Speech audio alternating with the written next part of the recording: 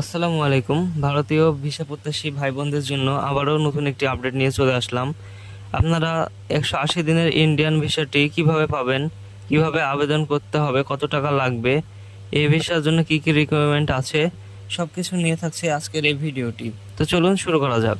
180 দিনের জন্য বর্তমানে ইন্ডিয়া সরকার যে ভিসাটি ইস্যু করছে সেটি হলো মূলত একটি ট্যুরিস্ট ভিসা। এই ভিসার জন্য ইন্ডিয়ান কমিশনের নতুন কয়েকটি নিয়ম জুড়ে দিয়েছে। তো চলুন সে নিয়মগুলো নিয়ে আলোচনা করি। 180 দিনের ট্যুরিস্ট ভিসা আবেদনের পূর্বে আপনাকে আপনার অ্যাকাউন্টে তত টাকা ব্যালেন্স দেখাতে হবে যতটা টাকা আপনার ইন্ডিয়া যাওয়া আসা, থাকা, খাওয়া, যাতায়াত খরচ সব মিলিয়ে আপনার অ্যাকাউন্টে অত টাকা দেখানো লাগবে। আপনার অ্যাকাউন্টে যদি পর্যাপ্ত ব্যালেন্স না থেকে থাকে তাহলে আপনি অন্য কোনো ওয়েতে ট্যুরিস্ট ভিসার আবেদন করতে পারবেন না এবং ট্যুরিস্ট ভিসাটি পাবেন না।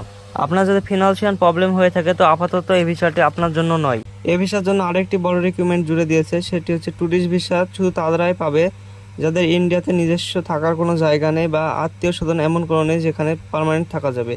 আপনারা শুধুমাত্র ভিজিটের জন্যই ট্যুরিস্ট ভিসাটি পেতে পারেন। আপনারা অনেকেই জানেন ট্যুরিস্ট ভিসা নর্মালি 30 দিনের জন্য হয়ে থাকে, কিন্তু বর্তমান ইন্ডিয়া ভিসা যে আপডেটটি চলছে সেই আপডেট অনুযায়ী ইন্ডিয়ান ট্যুরিস্ট ভিসাটি 180 দিনের হচ্ছে। তো চলুন এবার আলোচনা করি এই ভিসা আবেদনের জন্য আপনার কি কি প্রয়োজন হবে।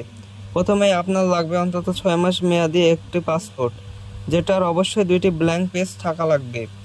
এবং ইন্ডিয়া ট্যুরিস্ট ভিসার জন্য আপনাকে আপনার অ্যাকাউন্টে পর্যাপ্ত টাকা থাকা লাগবে এবং সেই ব্যালেন্সের একটি স্টেটমেন্ট লাগবে আপনার। তাহলে আপনি ইন্ডিয়ান ভিসার জন্য আবেদন করতে পারবেন। তো আজকের ভিডিওটি এই পর্যন্ত। আমার ভিডিওটি যদি আপনার ভালো লেগে থাকে তাহলে আমার চ্যানেলটিকে অবশ্যই সাবস্ক্রাইব করে পাশে থাকা বেল আইকনটি অলে প্রেস করে দেবেন।